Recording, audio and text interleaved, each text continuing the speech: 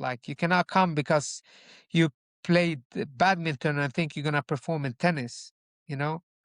Like, same thing with wrestling, or we see these people, oh, this guy's did this and this in wrestling and now he's coming over to MMA. It's a different sport and we've seen it over and over again. The sport is evolving. MMA is a sport in itself and people have to treat it like that, not like a hybrid.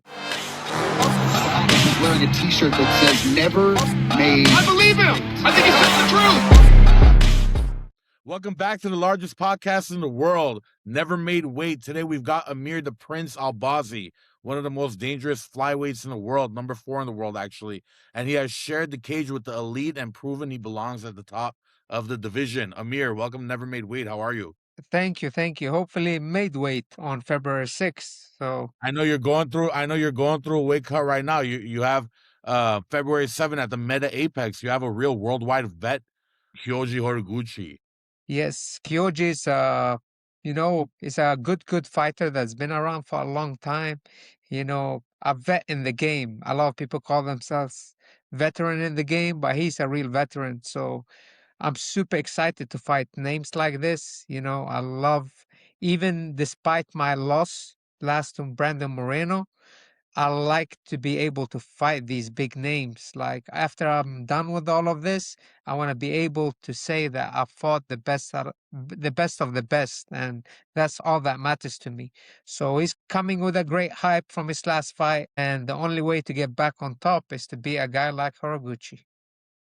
Yeah, because he has 40 fights. You have like 19. And he was in Yes. the UFC a long time ago. He made his way around the world, risen, won, Bellator. Now he's back. He's still very dangerous. What's most dangerous about him, though? I think it's experience. He's been through it all. He's been in the UFC, for outside the UFC. He's literally been through it all. He's also very quick for being a fighter. He's a fast, dynamic fighter. But besides this, it's nothing I see that I cannot beat. I know if Amir Albazi is on point when it comes to fight day, I know I can beat anyone. I know a lot of fighters say that line, but I truly believe it. Truly, truly believe it. And your record speaks to that fact as well. 5-1. The only loss you have is, well, record in the UFC. The only loss you have is Brandon Moreno, which is top class. What should fans be expecting from this fight? The fans should be expect a violent fight. That's my style. I like violence. I'm very raw, but for some reason didn't come out against Brandon Moreno. We all have our off days. All have our days that we didn't perform, and unfortunately, that was that day. So I'm there to remind people who I am, what my style of fighting really is. So on February 7th, I'm gonna make sure I bring that to the cage. I love the videos you make with, when you say, "Oh, this started in Iraq and that started in Iraq." Iraq is like the where civilization started. How much of this Yes. love for violence or your fight attitude in general, the way you fight, how much of that comes from your roots? I'm really proud of it because, like you say, a lot of things actually started in Iraq. You know, like, it seemed like it's also looked down upon a little bit now, like that we backwards or whatever people in the West think it is. But a lot of things actually started there. Like, we wouldn't have the internet, we wouldn't have algebra, math, a lot of advances. And how I see people go out about their life there, it's a very tough lifestyle, like, not necessarily for me. I live outside now, but they used with that toughness. Like, they people go out to work no matter what they do. The situation is not good despite being a very rich country. It's actually one of the richest countries in the Middle East. But because of a lot of corruptions and a lot of issues in the country, most people don't even own their own home, or they still rent. And that's pretty sad to see for me, but that they still go out to work, still grinding with the best part, with a smile on their faces. And that's what I admire the most, man. People are so humble, so nice. Like, any foreigners that would go down there as tourists, like, You can even check up on like TikToks and video how people get treated. My people love like outside this. We love to show people around. We love to, you know, hospitality. Like all of these things are ingrained in our genes. So if you ever want to come down to Iraq, just let me know. Even if I'm not there, people gonna take care of you. People gonna show you around. And to be honest, it's a great country with great people. I believe it because hospitality is very consistent with people from the Arab world. I was born in Kuwait, which is right south Okay. of Iraq. Yes. And I've been to Syria, I've been to Lebanon, I've been to Egypt. So people are very hospitable in that side of the world, you know. And Yes. I know exactly what you're talking And about. we are in Maybe Iraq. next time I'm in Kuwait, I'll give you a call. Exactly. Kuwait is super close, you know, super, super close. And Iraq is even more famous for being having that hospitality. So if you ever come down, you can go in with, you know, $100 in your pocket, and you're gonna go out with $100 in your pocket. You're not gonna spend a penny, you know. So that's how we like to treat guests. How many years did you live in Iraq? I lived until I was 7 years of age, but I always go back. Always we went back almost twice a year. So yeah, since we left, you know, I have still family there. My uh, grandfather and grandmother still now they passed away, but when they used to live there, we used to always go back and visit them, visit my cousins. So that's why I'm very close to my roots, despite No, being outside. no place like home, right? Exactly. You know, it's different. You know, I lived in many countries. I lived in Syria, I lived in Sweden, I lived in the UK, I lived in America, and now I live in Dubai.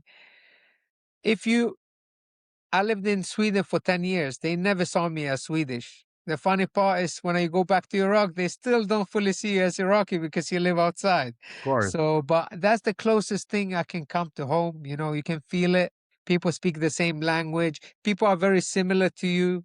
You Yeah. know, we very simple people. We like to chill. We like to laugh. And most importantly, we like to eat. Yeah, I love that. What's your favorite go-to meal? I know you love barbecuing. Yeah, that's probably one of my favorites. I'm into like meat, Iraqi style barbecues, Arab style barbecues. But my go-to meal, I would say burgers, big fan of that. But after this Started in meal, Iraq. what? Started in Iraq. Of course. Yeah, but after this meal, I'm looking to celebrate with some sushi. Ah, that's good. That's good. So I was actually very surprised. I saw one of your videos that you said the Iraqi kebab, they don't like to put any spices on it. I didn't know that. No, like Iraqis are famous for, we like the fat. Yeah, Anything fatty we like. So they like to keep the flavor. So the flavoring of the meat is actually the fat of the meat. So it's just mainly salt, you know? because all the countries in the region, they make Yes, that different. You know, the yes, Persians make it very different. The Armenians, the Turks, everybody does it different. So it's yes. interesting to see that. Usually a different spice blend. Each one put their own little Yeah, niche on it. yeah, Iraqis are actually, they love fat so much, so they're trying to pack as much fat on the meat. The only problem is when you barbecue it, it falls off. So you yeah. have to find the right ratio for it to just be enough to have a lot of fat in the meat without it falling off. So the only seasoning is the fat, the taste of the fat over the meat. I know you're in the middle of a weight cut, bro. I'll change the subject. Please. Yes. Over the summer, you had to pull out because you weren't medically cleared against Tatsuro Taira. You said you were basically one punch away from paralysis. What was the scariest moment in the whole situation? That was actually before Brando Moreno. So since the Kai Kara France fight, I had three surgeries. So after the Kai Kara France fight, I actually had a heart surgery.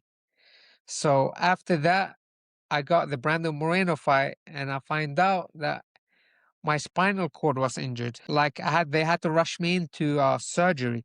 After one training session, I couldn't lift my arm, and I didn't know why. I didn't have power. And I saw five different doctors, and they told me, hey, you're gonna have to go into surgery.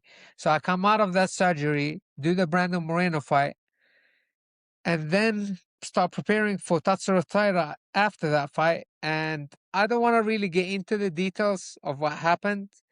I just want to say that the week before the fight, I didn't get medically cleared. So we do medicals before the fight.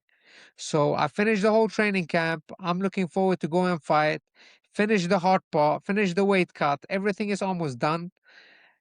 Before flying out, I did my medical, and the UFC doctors decided to pull me out of the fight. They didn't clear me. It was something that came up that they didn't like, that they saw. So, yeah, a lot of these stuff is not in our hands sometimes, Yeah. Yeah. But I'm just happy to be back. To be honest, it sucks. I know what the fans think. I know how it looks, but I'm on my own little journey. I'm looking at this fight as the most important fight of my career. The only way to kind of get this good is by, getting a win on February 7th. Yeah. Yeah, you're right. You can only control what you can control, right? 100%. If you could change one MMA rule, what would you change? One MMA rule, I would add stomps into the game. I would add the old pride rules back. Got it. Why? That's one thing. Another Why? rule, because I think it makes the fight more real, I would say. Like, I know it seems dangerous, but people gonna find a way to defend against that too and be more cautious in the way they fight. Right now is people kind of playing that role. Like now the UFC of course changed it, but I don't see a point with it. Just put that in place and people gonna have to adjust. And I like kicking people in the face when they're down too, it's a fight. It's gonna make it look more real. It's gonna feel more real. So why not? I would And the definitely weight cut, say but that. of course. And weight cut? And You weight said cuts, yes. weight. You want to abolish weight cuts?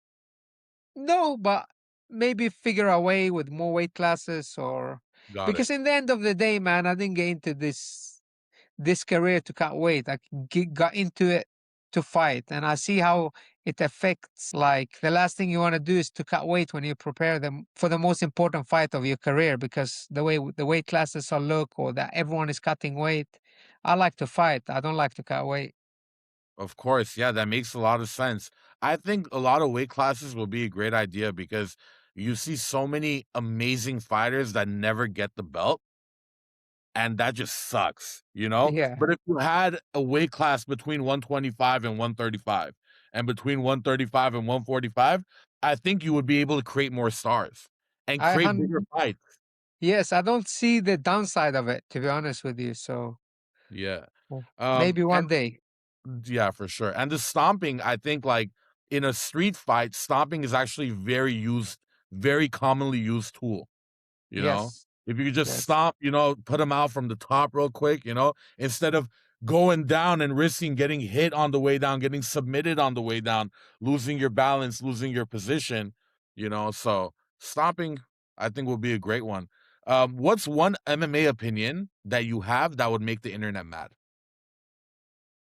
In my opinion, too many people have fake black belts, and too many people coming from Brazilian Jiu-Jitsu rely on that for MMA, which I think is crazy. It's a completely different sport. So I think it's my opinion. Like a lot of people think, oh, I have a Jiu-Jitsu black belt. I'm gonna like do this and this and this. I'm thinking, bro, you shit. It's a completely different sport.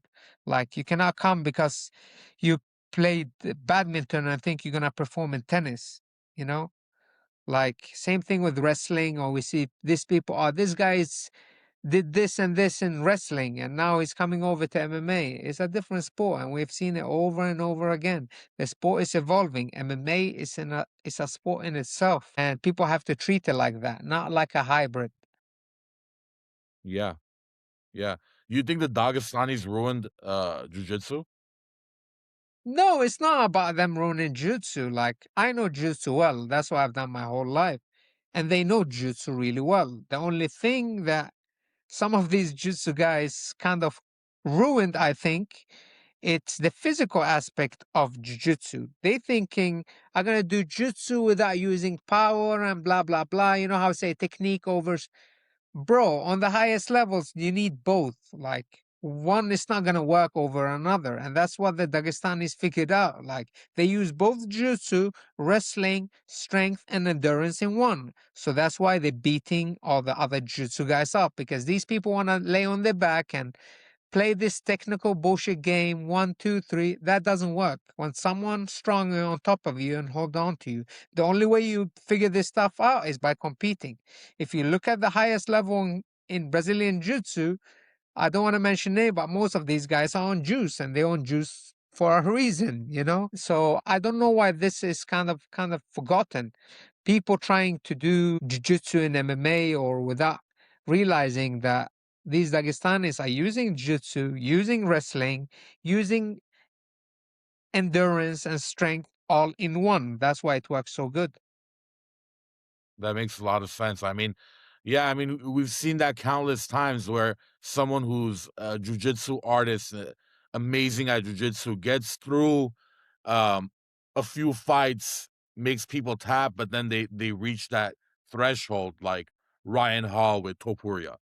You know, Exactly. Like Ryan Hall is a great example. Don't get me wrong. In grappling, he's great. He's one of the best, you know. But when it comes to MMA, when you have a guy like Ilya Topuria, strong wrestling base, can grapple. Many people don't know Ilya can grapple, and they fight these guys. Nothing works for them. All this shit doesn't work. It only works when another guy is doing the same thing. And I'm a fan of jiu-jitsu. Don't get me wrong. I started with that, but I- I'm I'm not a fan where jiu-jitsu is going at this moment. I'm not fan of the trajectory of where jiu-jitsu is going. It's been like it's a little bit like it's for everyone kind of thing, you know, and that's I don't like how they try to do that with MMA.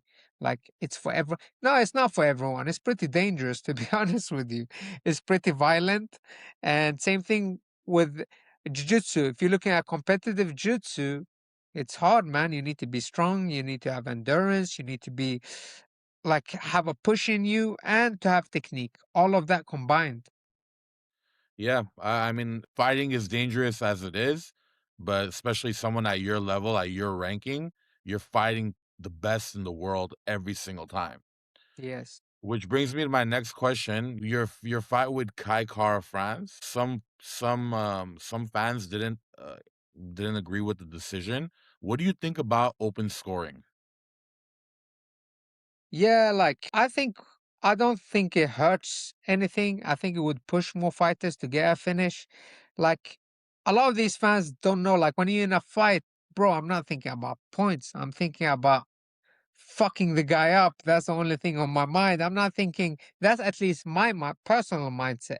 When I'm in the round, I'm trying to win. I'm trying to hurt the guy. I'm trying to knock the guy out. I'm trying to submit the guy. I'm not thinking, oh, I won that round. Oh, maybe he won that. That's not my mind, how my mind process things. But if we would have open scoring, that would be up to the coach. Hey, bro, you're losing.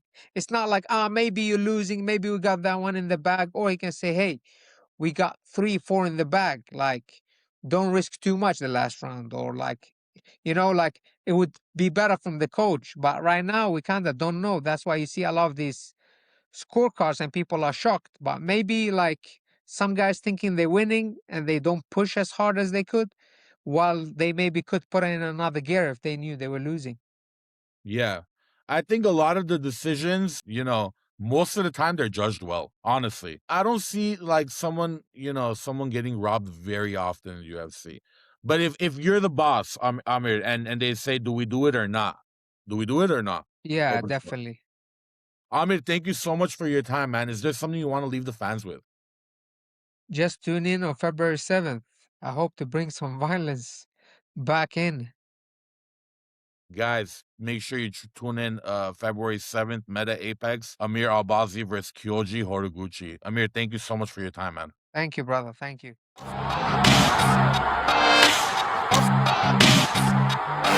He's wearing a T-shirt that says "Never made." I believe him. I think he's telling the truth.